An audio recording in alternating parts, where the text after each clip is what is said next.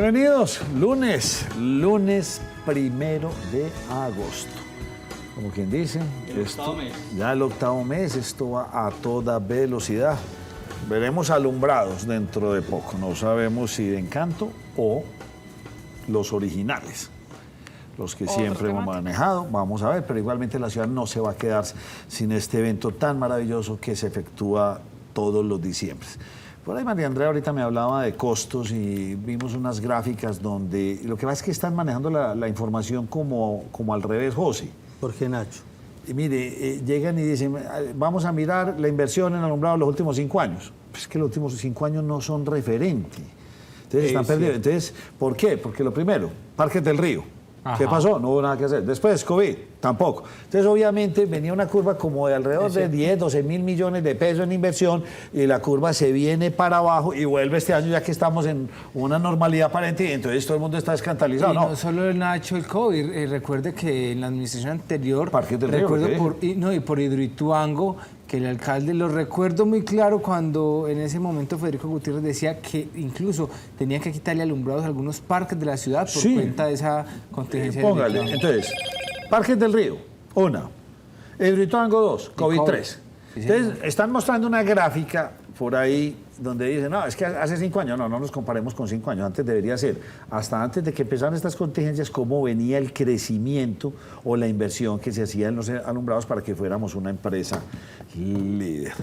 Pero bueno, óigame, 4 casos de viruela del mono en el departamento. Sí, señor Nacho, mire, hoy conversamos con la secretaria de Salud del departamento de Antioquia, quien nos confirmó que ya hay 4 casos de esta viruela acá en Antioquia. Importante decirlo, dice ella, ninguno de los 4 casos ha sido un contagio directo acá en el mismo departamento. Estas 4 personas han sido personas que han resultado contagiadas tras haber estado en el exterior y haber contraído la enfermedad en el exterior, han llegado a la ciudad, presentan los síntomas, inmediatamente pues asisten al médico y se logra detectar que tienen el caso, este contagio de la viruela del mono. Pues Nacho, estas personas permanecen aisladas, 3 de ellas, la primera ya superó ese aislamiento, ya está recuperada, pero 3 que en este momento están en el estudio, están aisladas y pues en eso va el departamento de Antioquia. Escuchemos lo que nos dice la secretaria. Lo que hemos evidenciado es que vienen del extranjero. Hemos tenido en esta última semana 3 casos reportados que están en estudio.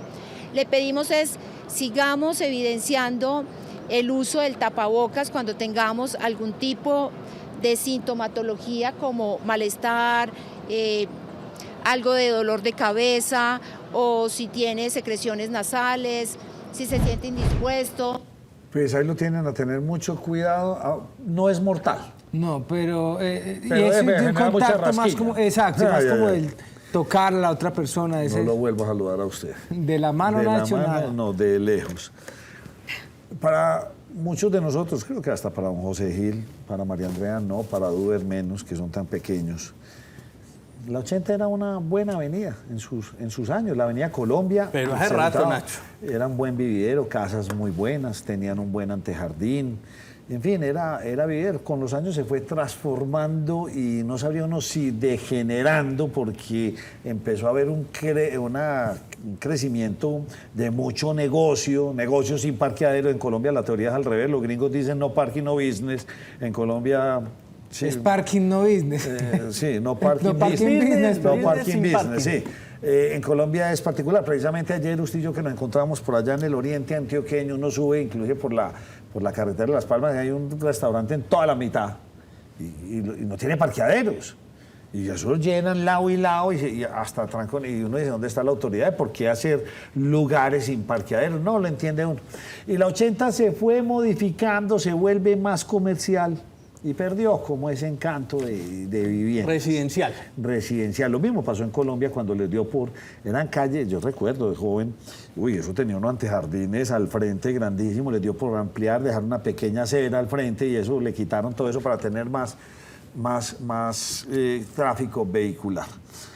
Pues la lonja de propiedad raíz va a revisar 1.200 predios. ¿Esto de qué se trata, María Andrea?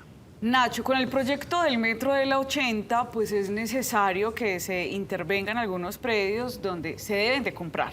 ¿Pero qué ha sucedido? Pues la empresa de desarrollo urbano abrió una licitación para que las empresas que quisieran hacer el avalúo de estos predios pues tuvieran ese contrato. Nosotros sabemos de la tradición, y en Antioquia se sabe la tradición que tiene la lonja de propiedad raíz, y pues es esta empresa la que se quedó con este contrato, Gremio, gracias José, la que va a ejecutar ese contrato por valor de 3.600 millones de pesos, donde ¿qué van a hacer? Van a realizar el avalúo de 594 predios completos y 725 predios y otros 725 predios adicionales en forma parcial.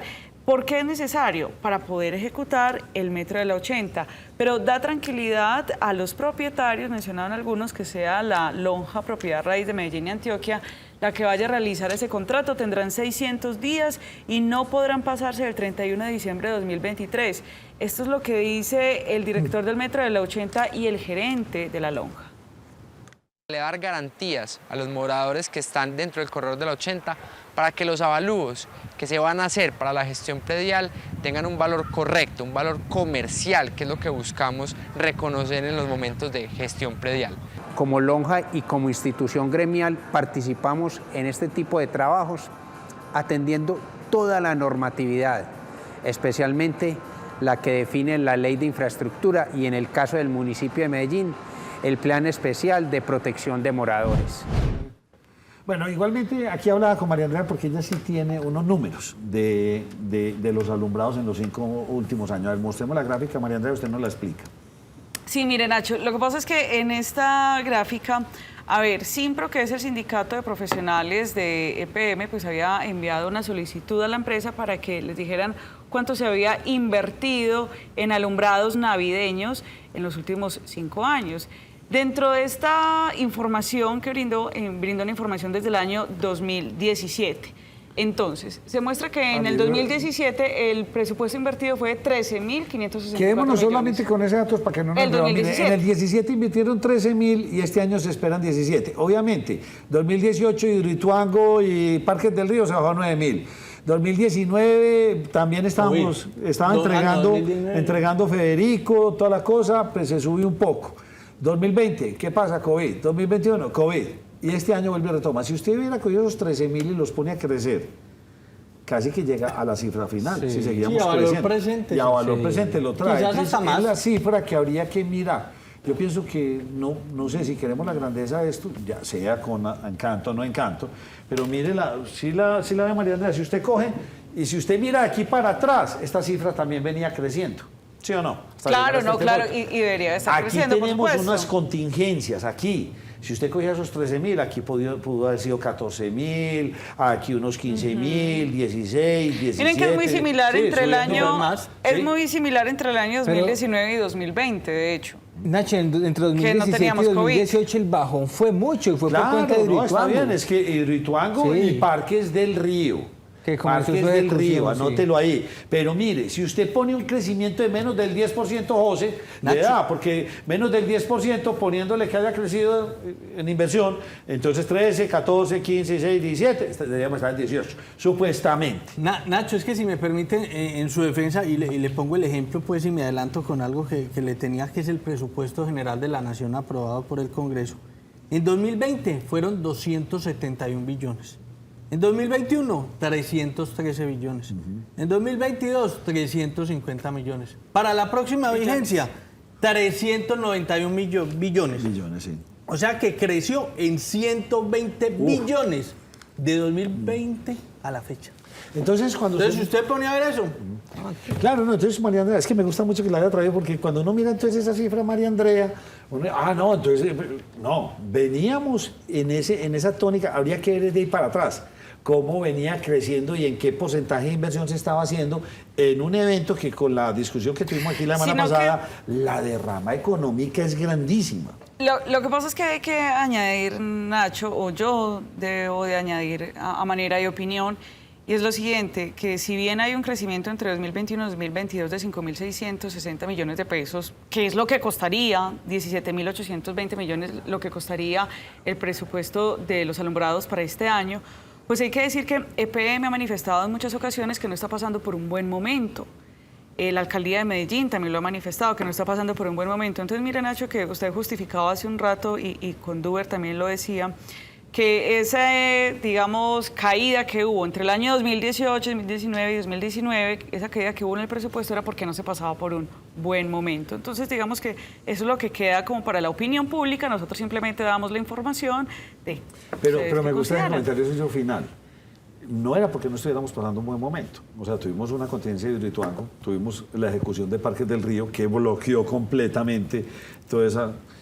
Bueno, vamos a ver, Nacho, el debate está venga, abierto. permítame, yo hago un último comentario que me anota, justamente mi mamá, que no me pierde el programa, me decía el fin de semana, venga, y se habla de cuánto cuesta el alumbrado y de cuánto le sacan al alumbrado, o sea, cuánto provecho se le saca, no solamente por derrama económica, sino porque recuerden que los alumbrados de acá eran tan bonitos que siempre resultaban clientes para vender los alumbrados incluso a otros países, en cuanto se vendía a otros países, y eso puede pasar, o sea... Pero, cuesta...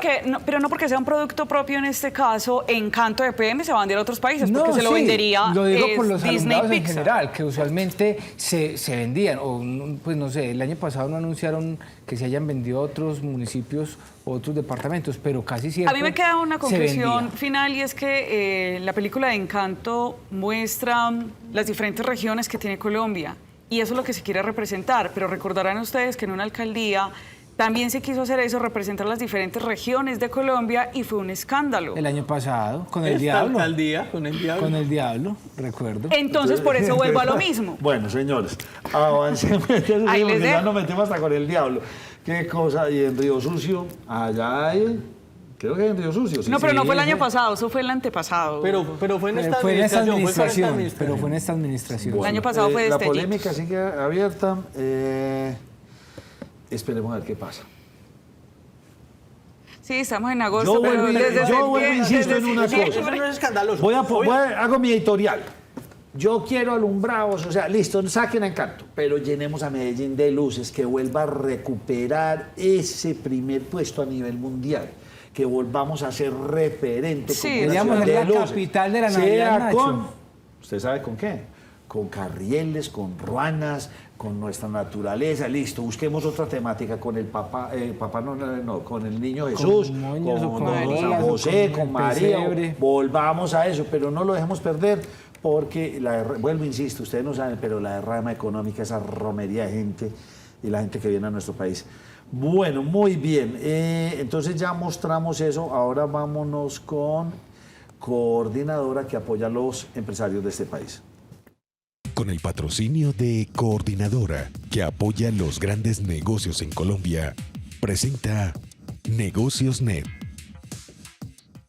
Importantísimo el dato usted que dio del presupuesto, ¿verdad? Creciendo de una manera Sí, gigante. sigue creciendo, Nacho, y usted entiende Y no el por hay qué cómo llenarlo. constantemente se requieren reformas tributarias. Y no hay Porque cómo llenar ese saco. es Eso correcto. que se llama gobierno nacional, sea de Petro, de Duque, de Uribe, de Santos, del que sea. No hay cómo llenar ese costal. Es correcto, Nacho, porque Cosa tan usted lo verá. impresionante. Entre el presupuesto del 2022 y el que vamos a tener el año entrante, que radicó el ministro de Hacienda, el presupuesto general de la Nación creció 40 billones de pesos. 40 billones de pesos, Nacho. No sé si eso lo vamos a generar en tributos y demás, en los tradicionales y normales. Y que se preparen los que son juiciosos pagando impuestos, les van a dar duro. Y los que no pagan impuestos, pues vamos a ver cómo lo logran recuperar. Pero eso siempre es que el que ya sabe la fija. Empresarios y los que ya pagan. Nacho, vea, entre el dato que le da de 2020, 271 billones de pesos. 2023, que es el que se radicó en el Congreso, 391 billones de pesos. Estamos diciendo que entre 2020 y 2023 subió 120 billones de pesos.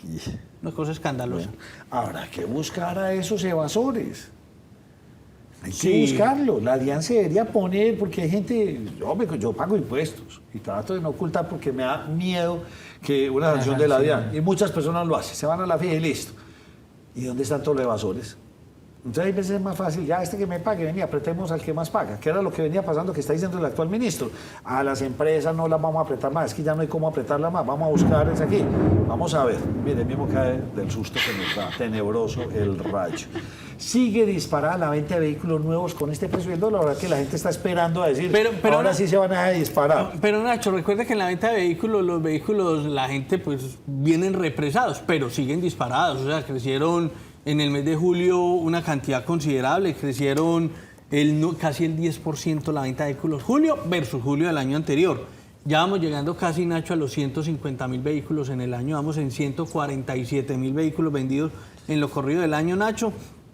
Continúa de líder la ensambladora que tenemos en el municipio de Envigado, seguido de, líder Sofasa, sigue Chevrolet, Toyota, Kia y Suzuki, Nacho. Esos son los que están mandando en la venta de vehículos. ¿Cuáles? Sofasa, Renault, sí. Chevrolet, sí. Toyota, Kia y Suzuki. Vea usted. Pero claro, bueno, Suzuki sí sabemos por dónde. Pero hoy. si no me equivoco, Nacho, en el mes de julio Suzuki fue el tercero. Creció bastante. Sí, pero eso sí tiene su explicación muy clara. Oiga, hablando de vehículos, 2 intercambios viales para el sur del Valle de la Burrada, como ampliación del puente del... Oiga, por fin van a desatrancar la salida, porque José, no, el taquito estuvo moderado entre comillas, porque es que son 20-25 kilómetros, que usted se demore más de una hora en regresar.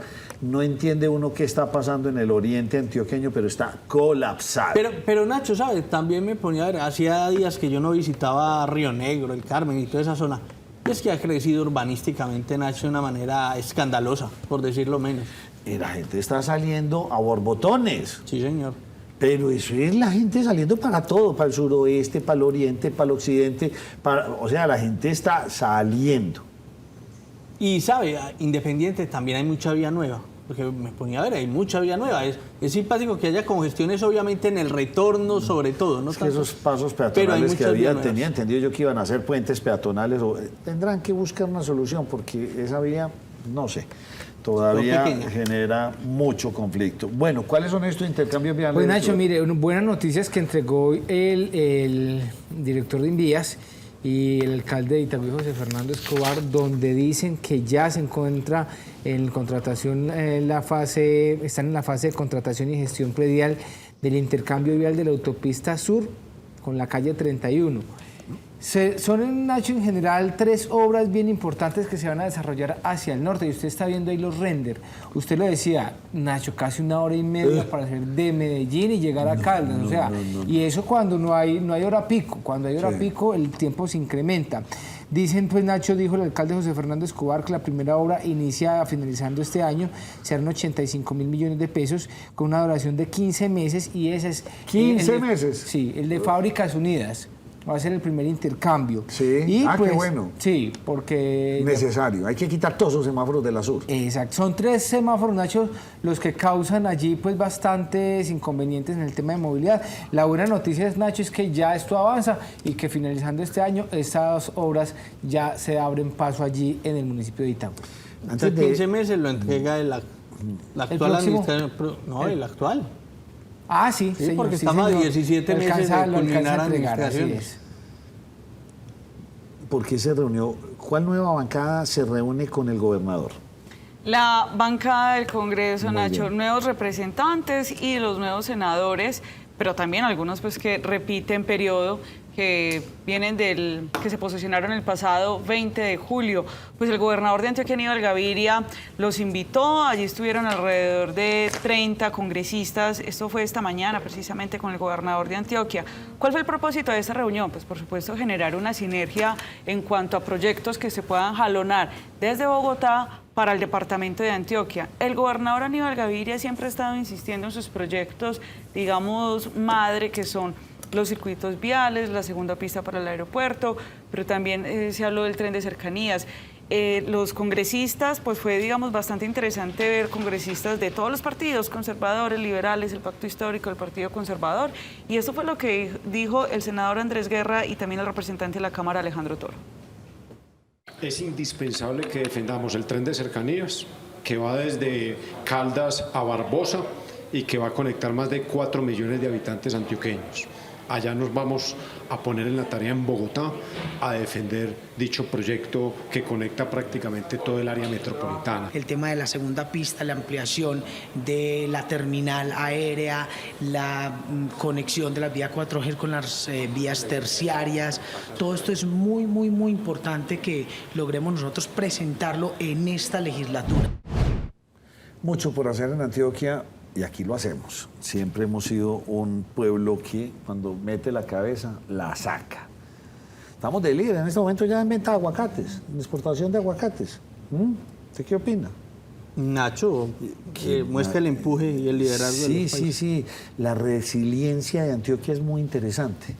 ¿Cómo Por eso el antioqueño en algunos aspectos es tan distinto al del resto del país, Nacho. Eso molesta, obviamente. Ahorita le leo, o búsquela ahí en Instagram de Nos Cogió la Noche, la publicaron ahora. Hay como dos o tres noticias bien buenas para que las busque y las contemos aquí. Oiga, no sé, usted me podrá ampliar, pero creo que es de Calderón. Una masacre en Colombia, 9 personas muertas y 6 heridas. En realidad han sido 2 masacres que se han presentado en los últimos días. Masacres que han sido entre territorio colombiano, desafortunadamente, pues como le indica usted, ha dejado esta cantidad de personas muertas y la gran cantidad de personas heridas, y es que continúan, Nacho, los ataques y esta violencia en Colombia. Si quiere, Nacho, escuchemos esa nota. 2 masacres enlutaron a Colombia. La primera ocurrió en el barrio Ciudadela Grajales, en La Unión, Valle del Cauca, donde asesinaron a 5 personas que estaban reunidas en una vivienda y quedaron otras 4 heridas.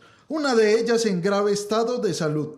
Las autoridades buscan a los responsables de este crimen. La otra masacre ocurrió en el corregimiento de Altaquer, en zona rural de Barbacoas, Nariño. Según testigos, hombres armados dispararon contra un grupo de personas que se encontraban en un billar, dejando 4 muertas, y otras 2 debieron ser trasladadas a centros asistenciales con heridas de consideración.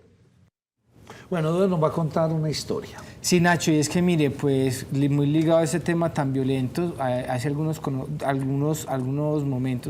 minutos conocimos de un hecho bastante desafortunado que ocurrió aquí en el barrio El Popular de la ciudad de Medellín, donde 2 estudiantes del colegio Antonio Delca pues se dieron cita a las afueras de la institución educativa y se pusieron a pelear con arma blanca.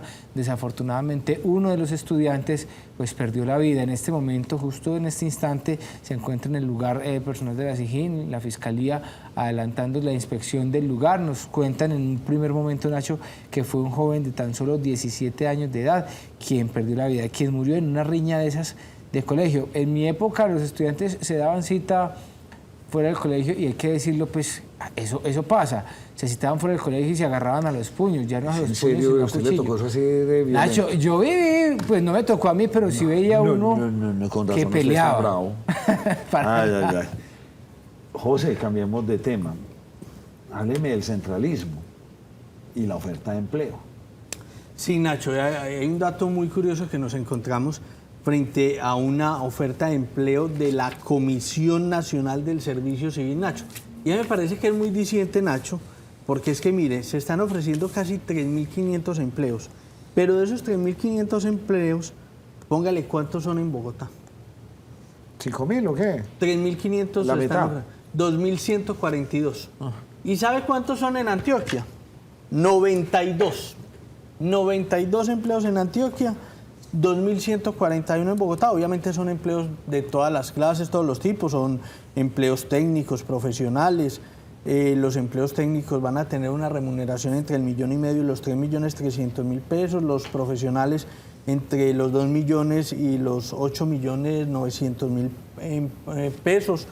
Empleos de todo tipo, administradores de empresas, públicos, contadores, abogados, economistas, ingenieros, psicólogos, sociólogos, historiadores, geógrafos, arquitectos, en fin. Es una oferta bastante interesante, son 11 entidades del Estado, está la Dirección Nacional de Planeación, el DAN, el Ministerio de Transporte, el Ministerio de Hacienda, entre otros, y obviamente la posibilidad para muchas personas, pero lo que me parece muy curioso, Nacho, es que sí, obviamente, uno entiende, este es un país centralista y demás, pero 2.141 empleos en Bogotá y apenas 90 y tantos en Antioquia, siendo el segundo departamento del país, habla mucho de cómo estamos. Sigue este ataque del Clan del Golfo contra nuestras fuerzas militares de policía duro. Otro suboficial fue asesinado en el Urabá antioqueño. Sí, Nacho, la tarde de hoy se conoció que allí, en el Urabá antioqueño, más exactamente en la vereda La Trampa del corregimiento El 3, fue asesinado allí el sargento segundo Guido Imbachí Zamboní. Desafortunadamente, el uniformado Nacho iba de civil en una motocicleta a cumplir con una cita médica porque tenía algunos quebrantos de salud, cuando dice el ejército a través de un comunicado que fue allí interceptado por miembros del Clan del Golfo y fue ultimado, un hecho bastante desafortunado. Continúa ese plan pistola en todo el departamento de Antioquia y en el país. Me está haciendo mucha falta nuestro amigo José Luis Alarcón. ¿Iba Sí, para Nacho, qué partido? Para el Partido Nacional hoy con Pasto, Nacho. Ay, qué susto. Y entonces, pasado por agua, por lo que Pero María Andrea le habla, Nacho, del fútbol porque femenino. María Andrea estaba Ella domina el posicionada tema. con el tema de la selección sí, femenina. y entonces yo quiero, pues creo que hoy medio me enteré, creo que Personal. perdieron, porque ustedes saben que yo no leo nada de fútbol, yo eso cero. ¿Perdió la selección Colombia? Sí, Nacho, pero injustamente, vea, Brasil decían los expertos que Brasil no ganaba, sino que goleaba. Y a Colombia le ganó un Tillo de nosotros. No, nada. No nos golearon. No, Nacho, pero había que Nacho, ver deje que María Y en los 90 minutos del partido, Nacho, fue superior la selección Colombia a la selección de Pero Brasil. gana es el que hace el gol. Ah, sí. Pero... No, yo ya no quiero hacer más comentarios al respecto porque termino castigado con ellos dos. Y ya ahí que María Andrea se metió en ese clan, perdimos. Ya. No, pero porque es selección femenina.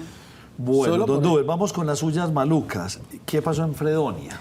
Nacho, en Fredonia, pues desafortunado el fin de semana se presenta un atraco masivo. Por lo menos 50 personas que iban en una caminata y pues fueron interceptadas por 3 delincuentes que estaban fuertemente armados, encapuchados, aprovecharon la situación que era una zona boscosa. Ya nadie puede salir a pasear ni siquiera una Y caminata. ni siquiera, por los Nacho, paisajes. en grandes multitudes. No, porque mire, no, 50 personas de cuenta de 3 bandidos, 3 delincuentes. Y se llevaron todos los celulares. Celulares, cadenas, dinero en efectivo. Arrasaron con todo, Nacho. Tuvieron cerca de una hora para perpetrar allí este atraco. Las personas estaban alejadas del casco urbano y, por supuesto, aprovecharon esta situación para quitarles absolutamente todo. Ahorita le pregunto a mi invitado, que está por allí muy juicioso, ¿para qué sirve tanta reglamentación? Eso que hicieron con los celulares y registros. Es lo que más roban. Se roban. Mientras más regulación meta, más roban. Ahí lo voy preparando para que me vaya dando una muy buena respuesta. 4 ambulancias, ¿para qué municipio? 4 ambulancias, Nacho, que desde hoy estarán al servicio de todos los antioqueños. Especialmente estas ambulancias, Nacho, mire, ustedes la ve ahí en buena dotación. Estará una en el municipio de Ituango, estará en el Bajo Cauca. En total, Nacho, mire, serán 11 ambulancias. Pero pues en esta oportunidad fue entregada una de las ambulancias, 4 de esas 11 ambulancias. A nivel país, decía Juan Camilo Restrepo, que es el comisionado de paz, quien hizo entrega pues, de este material, son 15 ambulancias en todo el país. Para Antioquia son 11 ambulancias y ya se ha entregado, pues, de estas 11 se han entregado estas 4. Incluso, Nacho, se habla de una inversión de 35.000 millones de pesos en el año 2022 con todo este tema de cobertura para lo que tiene que ver especialmente en los territorios del Bajo Cauca y también el sur de Córdoba. Estas ambulancias estarán allá al servicio pues, de estos municipios. Vámonos con noticias económicas muy rápidamente. 676.000 millones de pesos en vigencias futuras. Un platal, Nacho, pero miren, desde mañana comienzan las sesiones extraordinarias del Consejo de Medellín. Ayer hasta las 7 de la noche, pasada las 7 de la noche, el alcalde Daniel Quintero se clausuró las sesiones ordinarias. Pero ¿qué pasa con esas sesiones extraordinarias? Pues el alcalde de Medellín le está pidiendo al Consejo que le apruebe 5 proyectos. Uno de esos proyectos tiene que ver con el tema de las vigencias futuras. Es importante aclarar qué son las vigencias futuras para la audiencia. Simplemente son unos presupuestos que el alcalde le pide al Consejo que le autorice, o a la Asamblea Departamental, digamos que si estuviéramos hablando a nivel de Antioquia, para poder celebrar el alcalde compromisos y contratos y así ejecutar proyectos. Hay dos tipos de vigencias, ordinarias y extraordinarias. El alcalde de Medellín está pidiendo que le aprueben en esas dos líneas, las ordinarias y extraordinarias. Las extraordinarias, acá es donde viene el escollo del asunto, Nacho, porque se le debe consultar realmente con el presupuesto que tiene Medellín si puede ejecutar estos proyectos. Vamos a mirar una gráfica rápidamente de dónde es que quiere el alcalde de Medellín que le aprueben esas vigencias futuras y para qué y cuál es el monto. Pues mire, dice el alcalde de Medellín que necesita 319.000 millones de pesos para intervenir la infraestructura en las instituciones educativas, que necesita 64.500 millones de pesos para los escenarios deportivos, 157.000 millones de pesos para la construcción de 44 bencomienzos y también el mantenimiento de otros que ya existen. 4.420 millones de pesos para soluciones habitacionales, esto lo va pues a liderar el ISBIMED, más de 15.000 millones de pesos para las adecuaciones la adecuación de la unidad hospitalaria Santa Cruz, para Metrosalud también necesita dinero, 83.800 millones de pesos, y para temas de vías e infraestructura, 31.800 millones de pesos. ¿Cuánto le suma eso? 676.369 millones de pesos que le deberá de aprobar en las sesiones extraordinarias en tan solo 18 días, porque las extraordinarias van del 2 de agosto al 20 de agosto. ¿Vamos a necesitar tener más pozos petroleros o qué, José? Eso es un platal. Sí, señor, todo parece indicar. Todo parece indicar. Hay pozos petroleros que parecería indicar que durante este gobierno no es que vayamos a encontrar nuevos más allá de los hallazgos que se tengan. Muy claro, Ecopetrol saca petróleo y genera mucho empleo. Sí, señor.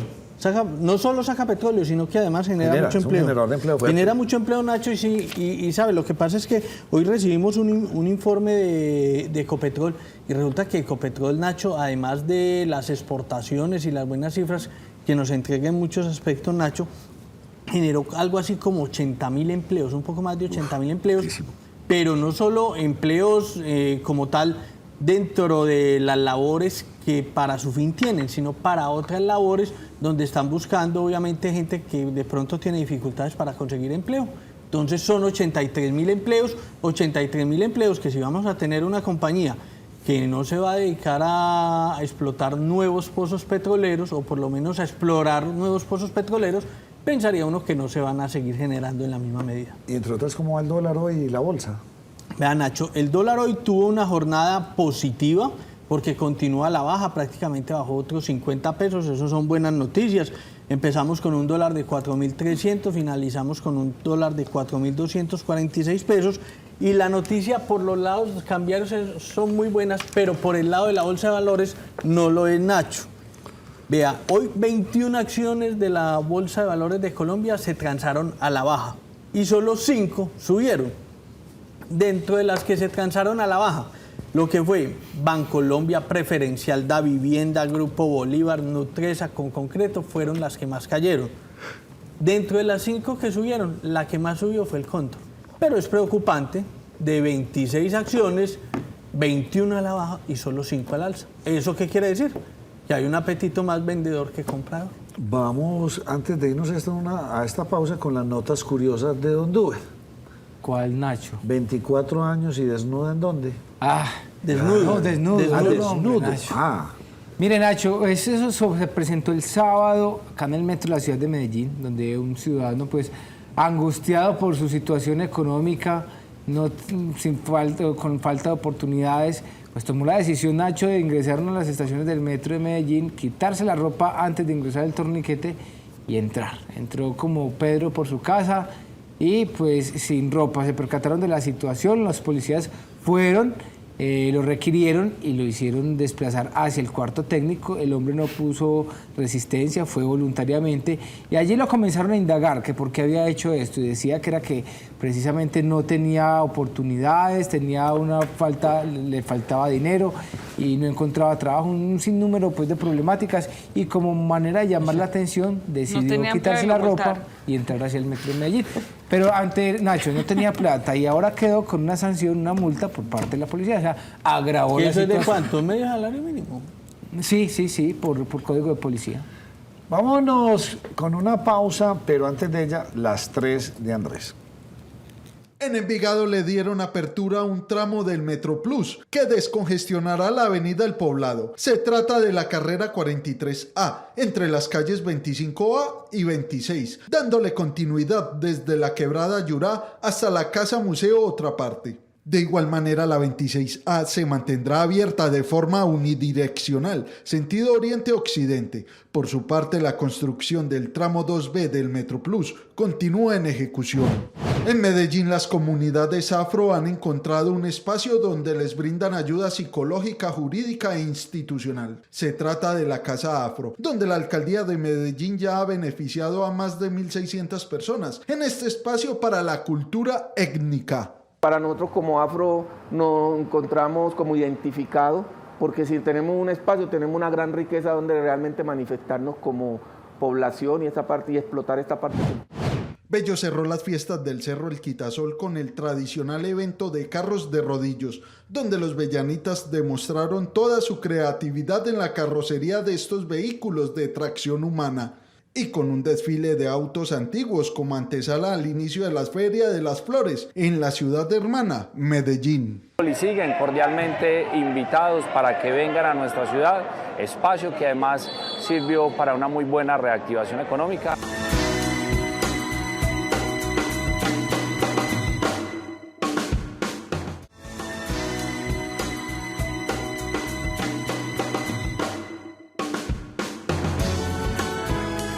Tenemos como invitado aquí en la primera mesa de opinión de Antioquia al representante de la Cámara por Antioquia, al doctor Juan Espinal. Bienvenido, ¿cómo está usted? Nacho, muy buenas tardes. Un saludo a todas las personas que nos están viendo y escuchando. Un saludo a la mesa, a José, a María, a Duber. Muchas gracias por la invitación. ¿Cómo inició? Muy bien. Esta semana, o sea, ya trabajaron jueves y viernes, ya de posesionar, listo. ¿Cómo arrancan? Llevamos 2 semanas de nuevo congreso. Han sido 2 semanas muy duras, de mucho trabajo, pero a mí me gusta mucho el trabajo. Y realmente, pues, es un congreso muy diferente. Llegan aproximadamente 75% de congresistas nuevos al Congreso de la República. Bastante. 20 representantes. 75% 75 en la Cámara. En el Senado tengo entendido que es el 60%. Sí. Y, por ejemplo, de la Cámara pasaron 20 representantes a ser senadores. Entonces, se reformó mucho el Congreso de la República. Y bueno, desafortunadamente los colombianos lo vieron el 20 de julio. Yo ese día me sentí un poco avergonzado o me dio pena ajena por lo que se vivió en el escenario de la instalación del Congreso de la República. Yo creo que en medio de las diferencias tiene que existir respeto, tolerancia. Y la oposición tenía 20 minutos para replicar al presidente Iván Duque. Además, cuando en un recinto tan importante como es el Salón Elíptico, que es el recinto principal del Congreso de la República, donde realizamos congreso en pleno, donde tomamos las decisiones más importantes para los 50 millones de colombianos, yo creo que siempre tiene que existir un protocolo y un respeto. Y más al presidente de la República, sea quien sea. Nosotros a partir del 7 de agosto nos vamos a encontrar en diferentes escenarios con el presidente Gustavo Petro. Y a él todo el respeto como presidente de la República. Y obviamente pues vamos a realizar una oposición constructiva, respetuosa y de frente a la ciudadanía. Representante, ¿qué fue lo que más le avergonzó justamente en la instalación del Congreso? ¿El momento o la persona o la situación que más incómodo lo hizo sentir? Duber, a mí me llamó mucho la atención que cuando uno gana, pues uno disfruta el triunfo. Y vi a una bancada del Pacto Histórico agresiva, muy radicalizada, con muchos gritos de señalamiento, incluso como de rabia contra el presidente Iván Duque. Y yo les hago un llamado muy respetuoso. Ya ganaron, disfruten y gocen el triunfo. Además porque tienen una oportunidad grandísima en nuestro país. En los 200 años de vida republicana nunca ha gobernado la izquierda en nuestro país. Ellos siempre han sido oposición, José. Y hoy tienen una oportunidad. Y es llegar a gobernar, pero bajo la premisa de la tolerancia, del respeto, entregarnos garantías también a nosotros como oposición, que además ya lo hemos vivido, Nacho. Nosotros en el 2014, el 2018, como partido fuimos oposición al gobierno del presidente Juan Manuel Santos. Y algo importante de la oposición, una oposición constructiva, respetuosa, además porque muy bien lo dijo el presidente Uribe, que es el líder de nuestro partido, el día que ganó Petro. Respetamos la democracia, ganó Gustavo Petro y uno tiene que reconocer los resultados en democracia para defenderla. Dicen por ahí que desde el desayuno se sabe cómo va a ser el almuerzo. Desde la instalación del Congreso, ¿cómo aventuran ustedes que van a ser estos 4 años en el Congreso de la República? José, yo soy en este momento el vocero de la Cámara de Representantes y cuando postulé al representante David Racero, que es del Pacto Histórico a la presidencia de la Cámara, yo le hice un llamado muy respetuoso y es que en el Congreso de la República prime el debate de las ideas, no de la rabia, no de la gritería, no de los señalamientos. Y mire, un ejemplo claro de lo que está viendo la representante Jubinao. Ella desde la barrera tenía un papel, cabalgó sobre los hombros del Congreso de la República y esta semana vimos cómo dijo que los congresistas necesitábamos más vacaciones, que además no son vacaciones, es la figura de receso legislativo porque en cualquier momento el presidente nos puede convocar al Congreso de la República, cabalgó sobre esa figura y llega y dice ya no podemos disminuirle, por ejemplo, el salario de los congresistas y tiene que ser a partir del 2026. Mire, este partido, mi partido Centro Democrático, liderado por la senadora Paola Holguín, desde el 2014 que yo trabajaba con ella como unidad de trabajo legislativo, presentamos durante 5 oportunidades, José, el proyecto de reforma constitucional para paralizar, para congelar, María, el salario de los congresistas, porque hay una realidad, y es que jurídicamente se tiene que hacer un análisis para disminuir el salario de los congresistas, porque es verdad, hay unos derechos adquiridos como cualquier trabajador a nivel nacional, unos tratados internacionales bajo la luz de la Organización Internacional del Trabajo que deben ser analizados, porque todos los salarios del Estado dependen del salario de los congresistas y así lo dice la Constitución. Por eso uno no puede hacer política con falsas promesas, porque queda mal con sus electores. Cuando uno se sienta a mirar este nuevo panorama del país, uno pensaría que tenemos un Congreso gobiernista. ¿Por qué pasó eso? Pues porque mire, todo el mundo al final del camino resultó ¿terminaron ser siendo petristas todos? ¿Por qué? O sea, Petro es una buena alternativa, Petro es un tipo inteligente, Petro lo podrán tener catalogado, pero Petro de pronto puede sorprender. Nacho, yo le digo la verdad, yo soy muy respetuoso de las decisiones de los partidos, porque cada partido le responde al país y a sus electores. Nosotros, como Centro Democrático, desde el primer momento en que gana Gustavo Petro, lo manifestamos al país. Vamos a hacer oposición al gobierno de Gustavo Petro. Además, porque estamos en dos orillas completamente ideológicas desde el punto de vista o económico o de modelo de país. Y yo lo digo con todo el respeto a mis colegas del Partido Conservador, quienes se identifican ideológicamente o se identificaban ideológicamente con nuestros postulados que hemos defendido desde el Congreso de la República. La libertad de mercado, una libre economía, ¿cierto? La libertad de realmente, por ejemplo, la defensa de la propiedad privada, y eso es lo que hoy vemos, los titulares, porque son puros titulares. Lo que hoy nos ha dicho el gobierno entrante, el tema de la reforma tributaria, el tema de la reforma agraria, la reforma a la educación, sacar la policía del Ministerio de Defensa y llevarla a un nuevo ministerio que supuestamente van a crear ellos. Entonces, la verdad, Nacho, yo respeto mucho a los otros partidos, pero sí nos llamó mucho la atención ver a partidos como el Partido Conservador, ni siquiera independiente, o sea, partido de gobierno. Pero ¿cómo calificar precisamente? Porque hoy el partido de la U y el Partido Cambio Radical se han, entre comillas, porque oficialmente lo tienen que llevar a la registraduría, como independientes. Yo no le doy ningún calificativo de Uber porque respeto mucho la institucionalidad y ellos toman las decisiones. Pero sí es muy extraño, dentro de la historia de los más de 150 años del Partido Conservador, verlo del lado de un partido que es liderado por Gustavo Petro, que todos sabemos que es de extrema izquierda. Pero en medio de ese respeto que yo entiendo le tiene usted a sus colegas del Partido Conservador y otros más, eso lo que demuestra es que hay poca ideología en el Congreso de la República, o por lo menos en algunos partidos. La ideología como que pasó a un segundo plano. José, mire, yo creo que eso es algo elemental, la coherencia. Y la coherencia de uno como político es el discurso y la acción bajo unos ideales, principios y valores democráticos. Yo defiendo la libertad de mercado y la libertad de economía. Yo estoy en contra del control de precios. Si ustedes mañana me ven a mí votando el sí al control de precios en nuestro país, pues me estoy alejando de lo que represento y de lo que representa mi partido. Si yo el día de mañana estoy apoyando, por ejemplo, lo que pretende el gobierno de Gustavo Petro, que es imponer el tributo a la tierra no productiva, que eso prácticamente, entre comillas, puede ser como una expropiación, pues yo me estoy alejando de mis postulados.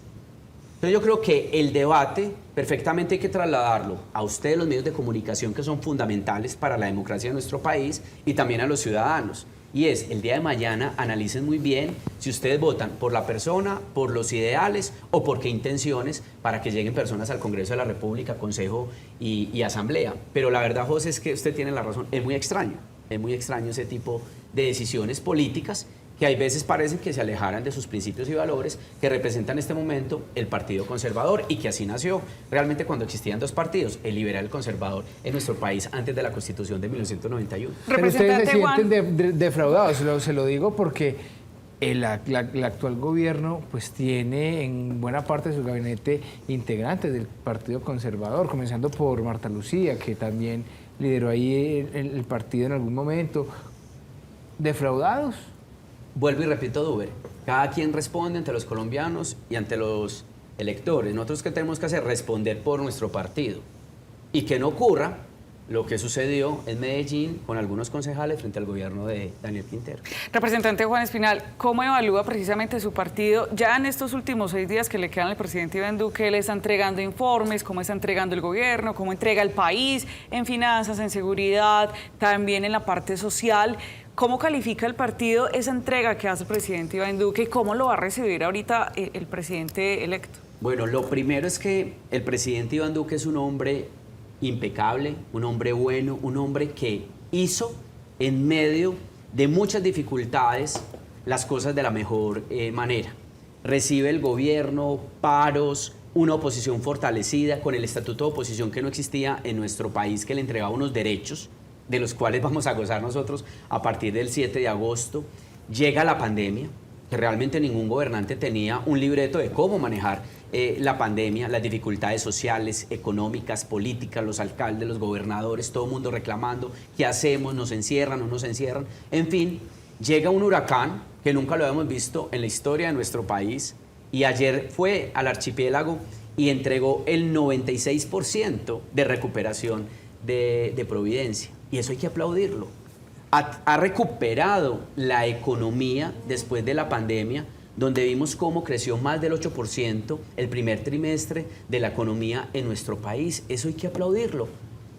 Ya sacó adelante grandes obras de las autopistas 4G en nuestro departamento y a nivel nacional.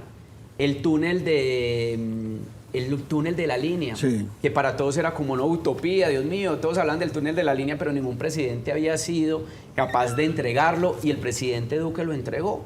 Hizo grandes obras el presidente Duque, y lo digo de manera respetuosa porque lo hemos manifestado.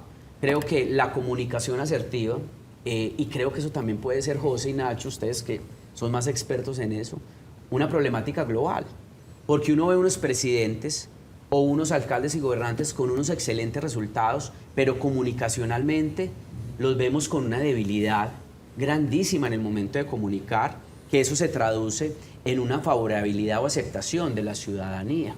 Entonces creo que ahí hubo como un gran desequilibrio, María, pero la verdad yo creo que el presidente Iván Duque, que además cumplió con el 90% de su plan de desarrollo, le cumplió a los colombianos, siempre daba la cara, un hombre muy tranquilo. Y especialmente para los antioqueños, Nacho, nosotros tenemos que agradecerle al presidente Iván Duque, porque fue él, al lado del ministro Diego Mesa, quien salvó a Hidroituango, que va a garantizar el 17% de la seguridad energética del país, con 2.400 megas de energía, que se va a insertar a la matriz energética del país. Así que, a pesar de las dificultades, quizás cometió errores, creo que hizo un muy buen gobierno, y tarde que temprano los colombianos se lo van a reconocer. Adelante. Ven, Nacho. Representante, obviamente reconociéndole todos esos logros que obtuvo el presidente Iván Duque, pero también siendo conscientes de la imagen que deja, que es una imagen muy negativa entre la mayoría de las personas, ¿no será que esa imagen es culpa del propio estatuto de oposición? Que por la forma en la que se comporta la oposición, como que se opaca por completo los logros del gobierno. José, la verdad yo creo que la oposición, más que la herramienta que tenía el estatuto de oposición, pues sí tenía unas fortalezas muy grandes, Y creo que en medio de los bloqueos sí hubo un error grandísimo del gobierno nacional, y fue que le faltó escuchar a los colombianos y no debería haber radicado esa reforma tributaria, que fue un punto muy delicado que realmente llevó a... Oiga, uribistas salieron a las calles a protestar por la reforma tributaria. Y uno en la vida, José, tiene que tener la capacidad y la sensatez de reconocer los errores. Y creo que ese, en medio de los bloqueos, fue un punto y un error del gobierno del presidente Iván Duque. Nosotros como partido se lo decíamos y se lo reclamamos, presidente, no radique la reforma tributaria. La radicó y le decíamos, retire la reforma tributaria. Además, José, porque meses adelante, cuando volvimos a aprobar la reforma tributaria, que era la ley de financiamiento, no es una reforma tributaria, la misma izquierda decía, hombre, la anterior era mucho mejor, por la que habían salido a protestar. Y hoy vemos cómo el gobierno del presidente Gustavo Petro pretende presentar una inicialmente 75 billones, ya habla de una de 50 billones, esta semana decían que no, que 25. Qué progresivo. Son puros titulares donde van a gravar impuesto al patrimonio superior a 2.000 millones, primero decían de 1.000 millones, a las ganancias ocasionales del 20%, insinuaron esta semana del 35%, entonces, Dios mío, ¿cierto? Entonces, eso es lo que vamos a vivir. Y miren, no veo a nadie en las calles protestando, acabando con el estamento público o la propiedad privada, atacando a la policía, a la fuerza pública. Pero todavía no se ha presentado, ¿cierto? ni siquiera ha iniciado este gobierno. Por ahí salió un titular, María, que la de primera línea le dijo, Petro, o cumple o salimos también a las le salimos. calles. Y yo creo que esa no es la manera. Hay otras maneras diferentes de uno protestar cuando está en desacuerdo con algo del gobierno. Esa no es la manera. Y bueno, José, vamos a tener la herramienta del Estatuto de Oposición para hacerlo con respeto y una oposición propositiva. Eso es lo que queremos nosotros desde el Centro Democrático. Pero ¿de qué sirve la oposición si no van a poder votar? Pues sí pueden votar, pero van a quedar opacados por el resto. Nacho. O ese es el trabajo político que hay que hacer, de decir a la gente, venga, esto de pronto no está tan bien, no votemos por esto, porque es que en un país tan presidencialista como el nuestro... Nacho, 3 reflexiones importantes para los colombianos y para los antioqueños. Primero, vamos a iniciar un gobierno de izquierda que nunca habíamos tenido, y eso realmente es un reto para ellos, pero también para los colombianos. Segundo, nosotros como oposición y los colombianos tenemos obviamente las herramientas jurídicas para defender la propiedad privada, la economía, para defender nuestro ordenamiento jurídico, para defender nuestros derechos. Y tercero, hay una responsabilidad, la responsabilidad es de todos, porque hay que recordar que Gustavo Petro ganó con 11,5 millones de votos, 10,5 millones votamos en la segunda vuelta por Rodolfo Hernández, y uno no gobierna solamente para los que votan por uno gobierna para todo un país. Y aquí el reto grande de Gustavo Petro, cuando él reclamaba al gobierno del presidente Duque, escúchenos, el reto de él es escuchar a la oposición y escuchar a los ciudadanos cuando no estemos de acuerdo con alguna reforma. Representante, pero ¿quién es la cabeza visible de esa oposición? Muy desvanecida, bastante gaseosa la situación. Esa pregunta, María, nos la hacen todos los días. Sí, claro. Y en mi partido, pues nosotros tenemos un jefe natural, que es el expresidente Álvaro Uribe Vélez. Hay otras figuras importantes de senadores que son muy visibles ante la opinión nacional. La pregunta de todos los periodistas... La pregunta de todos los periodistas es ¿quién va a responder el discurso del presidente Petro el 7 de agosto? ¿Quién va a ser el Gustavo Petro en el gobierno de Duque? ¿Sabe qué, José? Yo creo que las circunstancias van develando los nuevos liderazgos. Y Gustavo Petro arranca el 7 de agosto. Y seguramente en esas circunstancias o en algunas coyunturas surgirán algunos liderazgos que puedan prender los reflectores a nivel nacional. Porque uno ve una bancada, por ejemplo, de mi partido, en el Senado. Hay varios líderes como senadoras, Paola Holguín, María Fernanda Cabal, Paloma Valencia, un joven que llega nuevo a nuestro partido, que es el doctor Miguel Uribe, que fue secretario de gobierno en Bogotá, que tiene obviamente un futuro importante en la política del país, hablando del Congreso, pues hablando del Senado. Porque yo, por ejemplo, pensaba que Rodolfo Hernández iba a llegar con todas las baterías, pero Rodolfo dice, soy de oposición, apoyo a Petro, oposición pero apoyo a Petro. ¿Será que renuncia? Están diciendo que va a renunciar. No? Veo a la doctora Marelen, que es mi compañera de pupitre prácticamente, tranquila, mesurada, aprendiendo, escuchando. Además, Nacho, porque yo también fui primo en paro en el Congreso hace 4 años. y uno llega allá a María y eso realmente uno se le genera como una especie de choque. Es porque está sentado ahí con 188 personas más debatiendo, argumentando, y este congreso especialmente es bien particular, entonces uno como que se tiene que tranquilizar de lo que se encuentra. Entonces, bueno, como partido vamos para adelante a hacer oposición de manera tranquila, esperando todo lo que va a radicar el gobierno entrante el 7 de agosto. Hablan de reforma tributaria, policía, ascensos de la fuerza pública, habla de la reforma agraria, que a mí específicamente me preocupa el tema de la reforma agraria, porque ellos hablan coger la herramienta del catastro multipropósito como herramienta técnica para llegar a imponer el impuesto a la tierra no productiva. Nos lo dijo el presidente Gustavo Petro cuando estuvimos en la reunión con él. Yo tuve la oportunidad de estar en esa reunión con el presidente Uribe y dijo, mire, esa es la herramienta, vamos a llegar, va a ser progresiva, entonces los que tengan recursos nos pueden pagar económicamente o si no con tierra, porque yo me sueño viendo a los excombatientes, a los guerrilleros, como capitalistas o empresarios del campo, así nos lo dijo el presidente Gustavo Petro. Usted estuvo en esa reunión, usted fue de los poquitos privilegiados, una reunión que nunca se había visto, nunca se habían encontrado, ¿sí? Nunca porque siempre el encuentro de ellos era vía debate político. El presidente Uribe lo dijo, yo nunca me había sentado cara a cara con el doctor Gustavo Petro, solamente en una reunión hace 4 años en el Congreso de la República, cuando estábamos hablando de la sala especial para los militares en la Justicia Especial para la Paz. Fue un diálogo tranquilo, respetuoso. Entre los dos siempre permaneció el respeto durante 3 horas de diálogo, Nacho, y hablamos de reforma tributaria, transición energética, de Hidroituango, los empresarios del departamento de Antioquia versus su relación con el gobierno nacional, la reforma pensional, la reforma a la salud, muchísimos temas, y creo que fue un espacio importante para ellos dos y también para el país. Representante, yo le quiero preguntar por el nuevo ministro de Defensa de Colombia, el que nombró el presidente Gustavo Petro. Justamente, pues el partido, algunos integrantes del Partido Centro Democrático trinaban en un primer momento cuando se dio a conocer la noticia que se sentían o que la oposición se iba a sentir perseguida porque este señor o el nuevo ministro de Defensa los había perseguido en algún momento.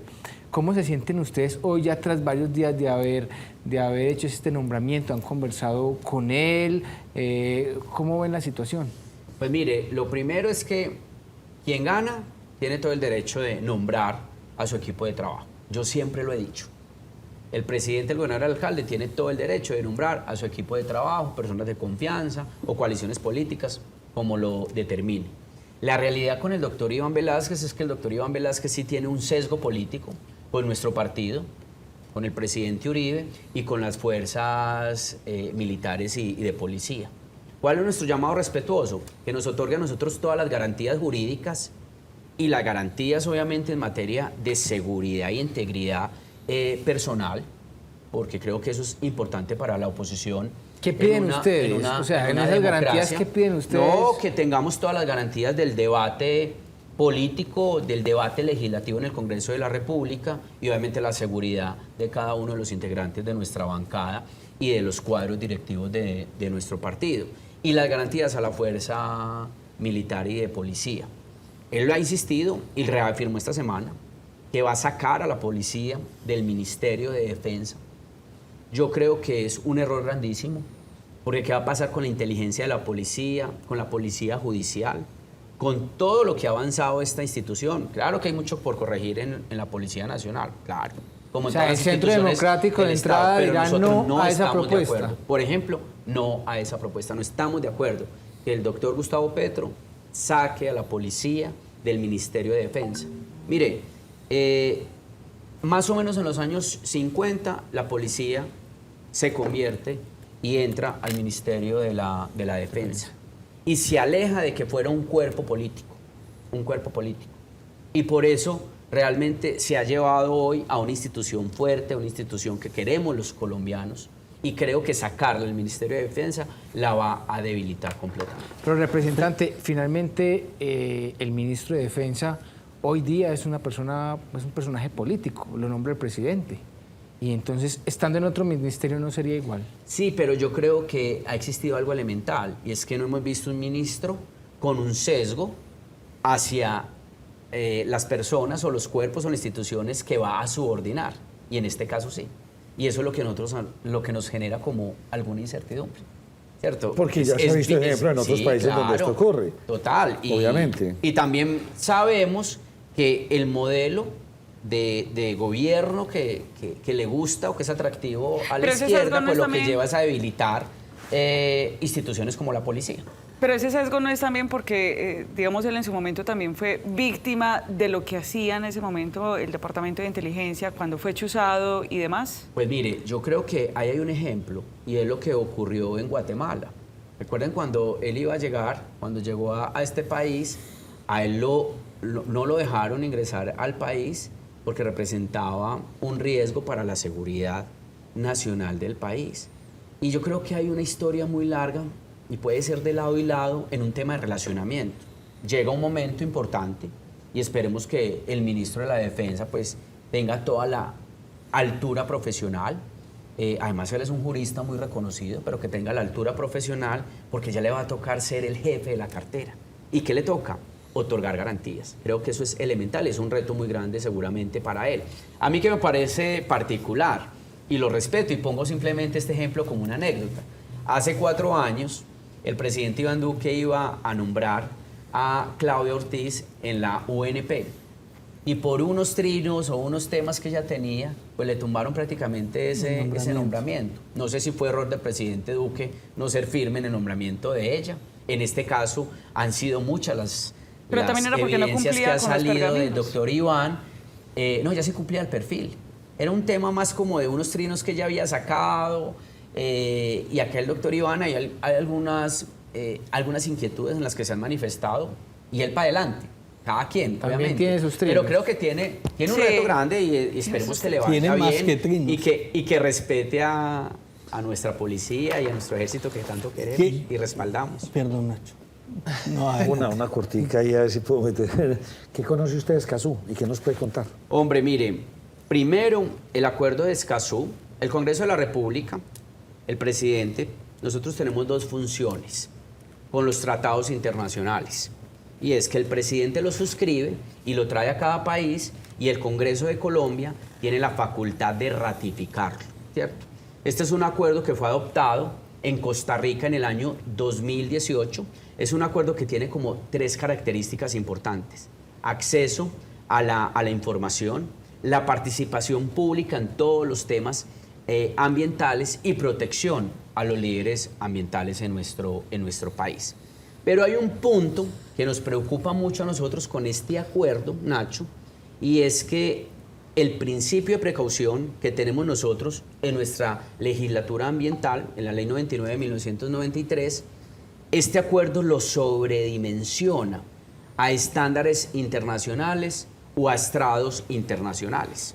Y con una sola medida cautelar, una ONG internacional puede frenar un proyecto, sea el que sea.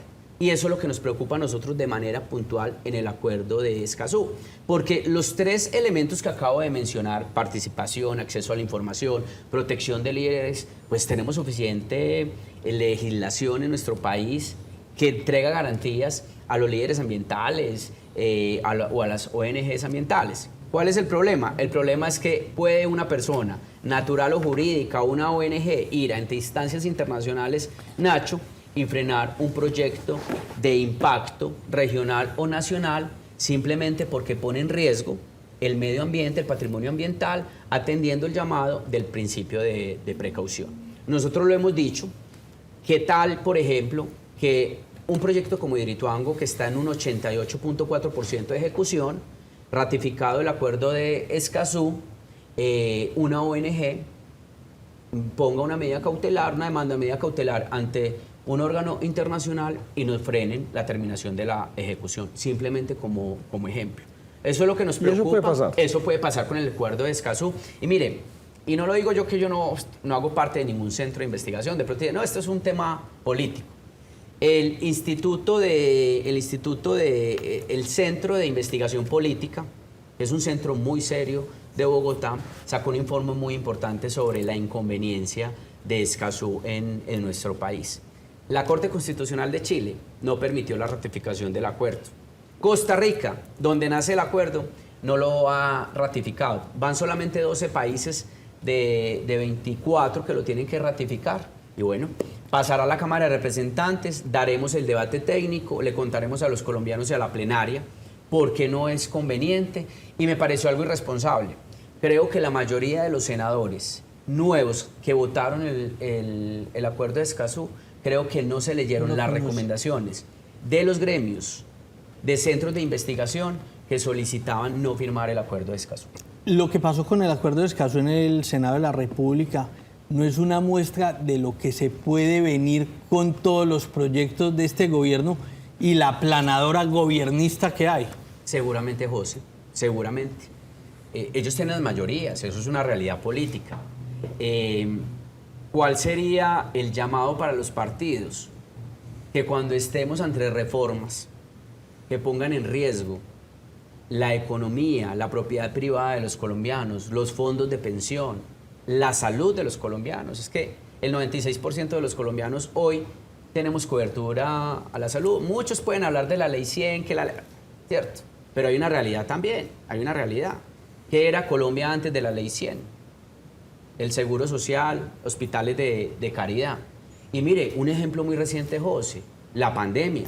Es que estrato 1, 2, 3, 6 llegaban a una UCI y no preguntaban qué estrato era. Y tenían que acudir al procedimiento de intubación y al del estrato 1, 2 y 3 o 6 le hacían el procedimiento. ¿Y cuánto costaba una persona en una UCI? Y eso obedece ¿qué? Al sistema de salud. ¿Por qué se vienen los gringos para nuestro país, hacen procedimientos médicos en nuestro sistema de salud?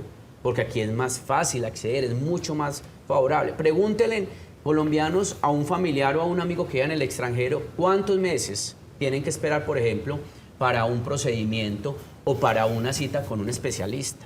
Acá seguramente falta mucho y creo que hay algo elemental: combatir la corrupción del sistema de salud. Y este gobierno liquidó, el doctor Fabio Aristizábal liquidó 14 EPS que realmente había encontrado malos manejos, temas de corrupción, y la liquidó completamente. A ver, creo que eso es lo que hay que hacer. Una cosa, representante, es estar en campaña, y otra cosa es ya estar en ese cargo. ¿Puede cambiar mucho el panorama del actual presidente de este país cuando ya esté sentado allá? ¿O usted cree que no, que todo esto va a ser remoción de ejército, de cúpula, acabar con esto, exploraciones, cambiar la salud? De hecho, inclusive tengo entendido que parece que hay como una propuesta de centralizar casi que todos los recursos de las regiones o los excedentes que en las regiones se llevan para Bogotá para que ellos los manejen bien. ¿Qué puede pasar? Pues Nacho, hay una realidad, y es que el presidente de la República tiene un poder que le otorga la Constitución política, y realmente pues es el jefe de Estado, el jefe máximo de Colombia, y puede tomar decisiones simplemente con el lapicero. Uno espera que el presidente Petro sea responsable, pero por ejemplo, ¿qué va a ocurrir con la política mineroenergética? Que ustedes ahora lo manifestaban en el segmento económico. ¿Qué va a pasar con Ecopetrol, que es la joya de la corona de los colombianos, que genera más de 80.000 empleos, que tiene una política de transición energética supremamente bien planteada y trazada con una hoja de ruta ya establecida para todos los colombianos? Y yo siempre he dicho, ojo, transición energética sí, sin sacrificar la seguridad energética de los colombianos. Entonces hoy sabemos que tenemos 2 pilotos de fracking, uno en Santander, Puerto Wilches, y otro en La Guajira.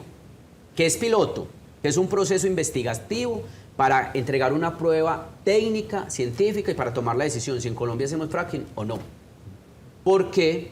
¿Por qué negarnos a tener la prueba científica y técnica? Además, porque esta herramienta en otros países pues realmente utilizan tecnología de alta punta que minimizan los impactos ambientales. Mire lo que está pasando entre Rusia y Ucrania.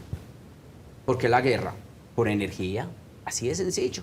Entonces, hoy nosotros tenemos una transición energética muy importante, seguridad energética muy importante. Miren, Nacho, este datico, para redondear la idea. Nosotros somos el 4º país con el nivel más bajo de inflación energética en el país por la matriz energética que tenemos. Entonces, el gobierno del presidente Petro va a poner en riesgo la transición energética versus la seguridad energética del país y todas las regalías y los recursos que proceden de la política mineroenergética. Yo creo que es un tema para mirar con mucha responsabilidad, no por intuición. Y yo le dije a la ministra de Medio Ambiente, a la designada, usted por intuición no puede decir que no al fracking, porque desde el 2012, en el gobierno de Juan Manuel Santos, en el país se empezó a hablar de fracking, de las herramientas. Fue el gobierno de Juan Manuel Santos que emitió el decreto y la resolución que dio nacimiento a la herramienta de los pilotos de fracking en Colombia. Contrató una comisión de expertos, llega el presidente Iván Duque, también lo incluye en su Plan Nacional de Desarrollo y contrata una comisión de expertos y nos lleva hoy a tener 2 pilotos. Aquí no estamos explotando la herramienta, estamos explorando. Y yo creo que estos temas se tienen que debatir, Nacho, técnicamente y no ideológicamente, porque ponemos en riesgo la economía. Y muchos recursos de ellos son para nuestros niños, para nuestros adultos, para las escuelas, para la infraestructura, para programas sociales. Entonces, ¿qué va a pasar? ¿Cómo vamos a sustituir esos recursos? ¿Con qué programa? Representante, ¿cómo le fue con el gobernador? Muy bien. Hombre, la verdad que el verdadero líder, cuando gobierna con respeto, en medio de las diferencias políticas, sin ataques personales, ni de odio, pues tiene la capacidad de convocar.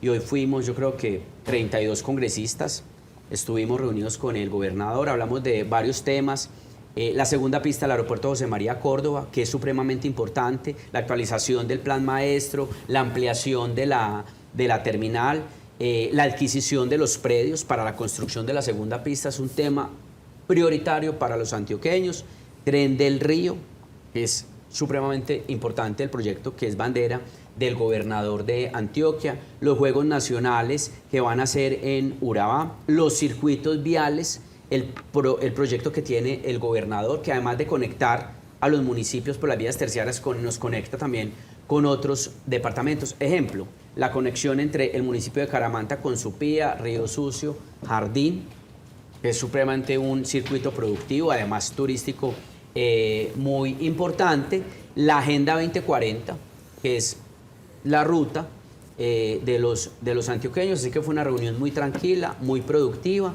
y el respaldo total al gobernador de Antioquia. Esta reunión legitima al gobernador. Pero venga que ustedes han preguntado mucho, yo no he tenido la oportunidad de preguntar antes de que nos vaya, por favor.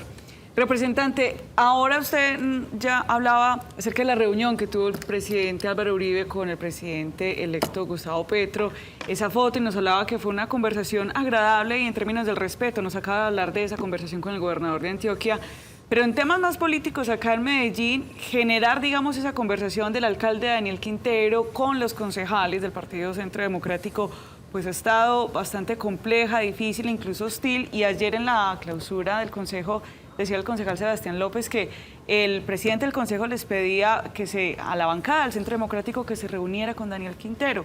¿Por qué todavía no se han podido reunir? ¿Qué es lo que pasa en esta bancada del Centro Democrático del Consejo de Medellín que aún como que no liman esas asperezas con el alcalde? Bueno, María, varios temas en la pregunta. Primero, desde el Congreso de la República, como bancada anterior y como nueva bancada, no hemos recibido invitación del alcalde de Medellín. Siempre las reuniones con el alcalde de Medellín han sido o por invitación indirecta del gerente de EPM para hablar del tema de Hidroituango, sí, o por el gerente del metro para hablar de la sostenibilidad financiera del metro y la solicitud de suspensión de la deuda, que es una competencia del Congreso de la República, del Gobierno Nacional, y que lo hemos hecho en la vigencia 2021-2022 y seguramente lo tenemos que volver a proponer en el presupuesto para la vigencia del 2023. Segundo, la relación del alcalde con nuestro partido ha sido una relación muy tensa.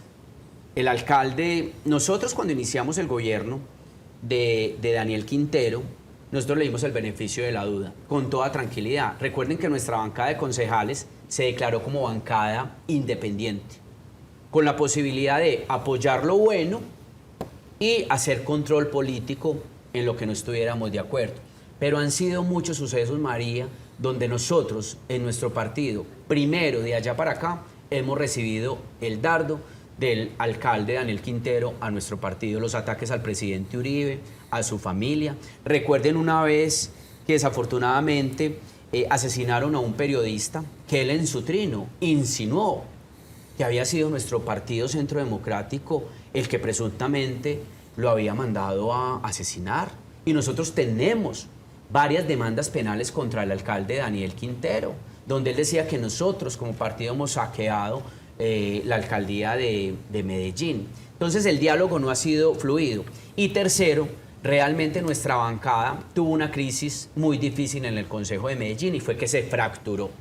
4 concejales del lado del alcalde Daniel Quintero, 4 concejales en contra del alcalde Daniel Quintero, y la fractura final fue cuando el presidente Uribe solicitó a la bancada de concejales que apoyaran al concejal Simón Molina para que llegara a la presidencia del consejo. Ahí se fractura completamente.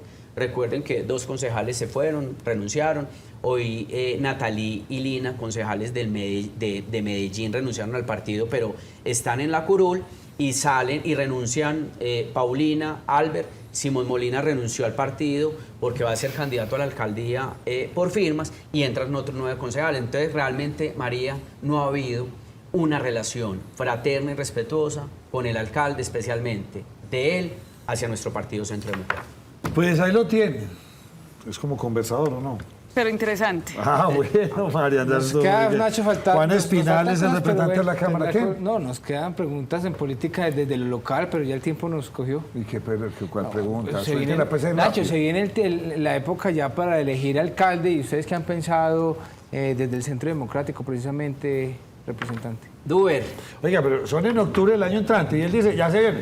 O sea, Nacho, falta un ya año. estamos haciendo encuestas. Nacho, ya sacamos encuestas acá. No, Oiga, son datos. Y estamos supremamente concentrados en hacer una oposición al gobierno nacional que inicia el 7 de agosto de manera constructiva, a defender los intereses de los colombianos, a proponer, a debatir, y el tema local político pues llegará al momento, porque la verdad no lo hemos tocado.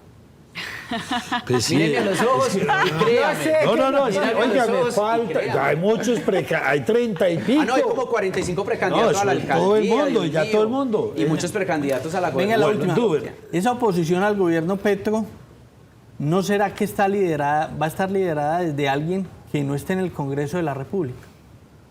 Yo lo he dicho personalmente. El presidente Uribe, como jefe de nuestro partido, es quien debe liderar la oposición por su experiencia, por lo que él representa para nuestro partido y para el país. Pero también hay algo elemental, José, y lo dije ahora, creo que las circunstancias también van mostrando nuevos liderazgos. Entonces esperemos a ver qué pasa. Por el momento, el expresidente Uribe está con las baterías recargadas, tirando línea dentro del partido, dentro de la bancada, a las 7 de la noche, todos los lunes, 7 p.m., muy juiciosos, 1 hora, reunión de bancada virtual con él. La semana pasada, hace 2 semanas. O sea, que tienen reunión. Ahora a las 7 hoy definen quién le responde al presidente Petro el próximo 7 de agosto. Entre hoy y el miércoles a las 7 de la mañana, que tenemos reunión de bancada, vamos a definir quién responde al doctor Gustavo Petro. Vuelva. No ustedes, sino que me inviten. ¿Y usted cuándo va a invitar a Jericó a los ciudadanos? Hay que ir a Jericó, vale la pena. Jericó, Nacho, le voy a contar una cosa. Vente. Jericó realiza cada 25 años los Juegos Florales. Historia, cultura, cuento, poesía. Son unas fiestas que celebran cada 25 años en cabeza del Centro de Historia. Estamos ya programando el evento, organizando todo el montaje para el próximo año. En el mes de octubre están ustedes cordialmente invitados a la mesa, todos los antioqueños. Es un evento muy bonito. Recuerden que Jericó es sede, además de un evento muy importante, el High Festival, que se celebra en Cartagena, Medellín, y en Jericó, en el único municipio a nivel nacional. Así que todos bienvenidos, está bonito el pueblo, hay mucho por disfrutar, museos, restaurantes, ecoturismo, así que bienvenidos a Jericó. Y Nacho es casi jericuano. Casi, me encanta ese territorio, me encanta. Muchas gracias por habernos aceptado la invitación y espero volverlo a tener por acá. Muchas gracias a María, a José, a Duber y a Nacho y a todos, a todo el equipo de trabajo y a todas las personas que nos están viendo. Muchísimas Habrá gracias. que trabajar por este país. Vamos a hacer una pausa y ya volvemos.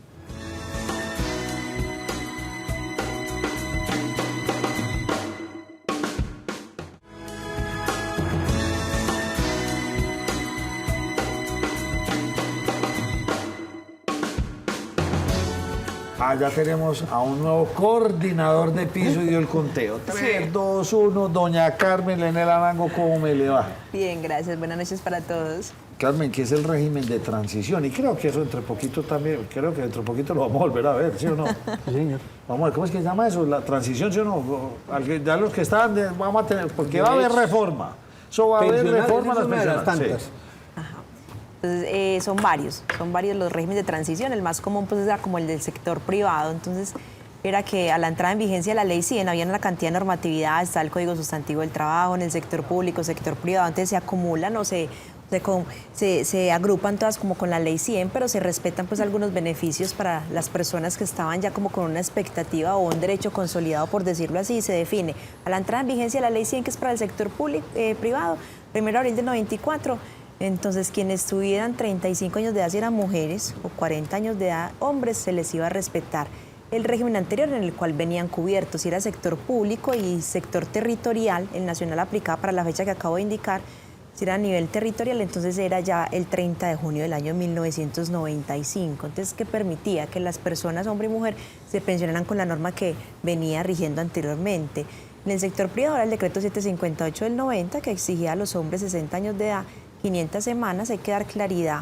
Esas 500 semanas no eran en cualquier época, sino que eran necesariamente entre el momento en que este hombre cumplía los 40 años de edad y los 60, es decir, en esos 20 años anteriores, y las mujeres entre los 35 a los 55 años. O también se da la posibilidad de que fueran 1000 semanas, y esas 1000 semanas sí pueden haber sido cotizadas en cualquier tiempo. En el sector público eran 55 tanto para hombres y mujeres y 20 años en el sector público netamente.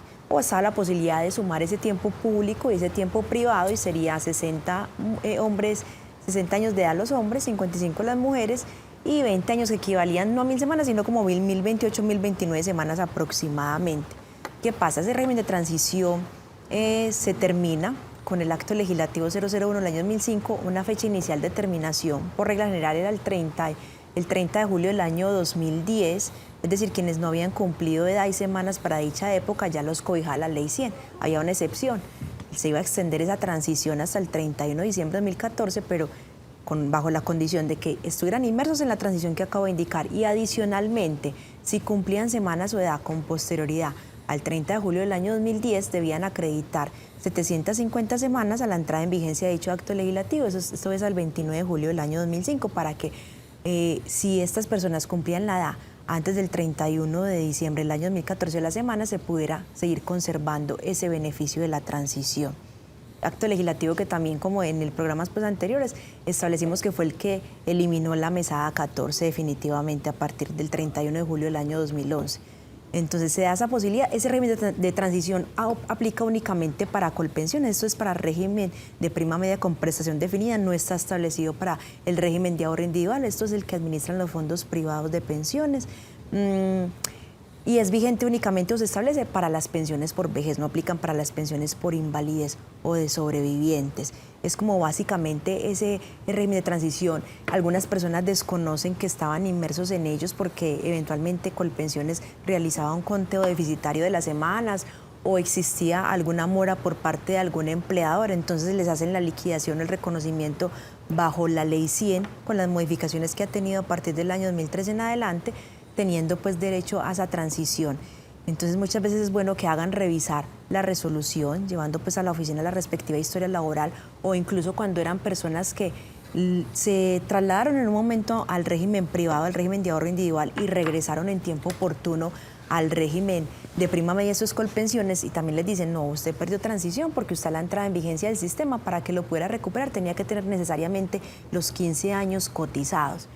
está entonces la posibilidad de entrar a discutir judicialmente. No, mire, yo sí retorné, hubo una mala asesoría en su momento por parte del fondo privado y por lo tanto solicitar como esa ineficacia de ese traslado para que pueda recuperar los beneficios que les asistía a esta persona previo al traslado al régimen de ahorro individual. Entonces, siempre es muy interesante revisar la resolución con el fin de determinar si la liquidación se hizo con base en las normas que lo cobijan en ese momento y se aplicaron pues en debida forma. Oiga, pero son personas ya que grandes. Sí. Sí, ya no son personas pues, de la edad mía, ya son personas de 70, 80 años, ¿sí o no? Que todavía Sí, podrían recuperar no, dinero. y ha pasado mucho, por ejemplo, en el caso de algunas personas que laboraban en el sector de Urabá o ciertos sectores en los cuales no había cobertura inicialmente por parte del Seguro Social, entonces las empresas no hacían las respectivas cotizaciones, Ignacio, hicieron cotizaciones ya con posterioridad al 90, 91, y ese tiempo que cotizaron entre el 70, 80 les ayudaba a estar inmersos en esa transición. Entonces es posible, factible, desde que la empresa esté vigente, solicitar, mire, es que la Ley 100 ya estableció y la jurisprudencia nacional, e independientemente de que la relación laboral estuviera vigente para el momento de la entrada en vigencia, usted empleador tenía la obligación de realizar ese aporte bajo un título pensional directamente al fondo de pensiones. Los que tengan dudas, por ejemplo, de un abuelito, porque eso puede ser casi que de abuelitos, ¿los pueden llamar a ustedes a dónde? Claro que sí, estamos en la línea de WhatsApp, que se reciben mensajes de texto y de voz, es la 304-1881-91. Recuerde que estamos en la carrera 48, número 50. Se me olvidó, qué pena con ustedes. Edificio San Fernando. En el edificio San Fernando, bueno, ahí no la teníamos para allá, pero ahí están los teléfonos. Ahí están los teléfonos. Sobre todo el de WhatsApp. Negro. Sí, sobre todo. ¿Y la consulta es gratuita? Es totalmente gratuita y sin cita previa. Estamos de 7 de la mañana a 12 del día. ¿Cómo es que es el conteo? Dilo. 5, 4. Duro. 3, 2. Mañana nos vemos.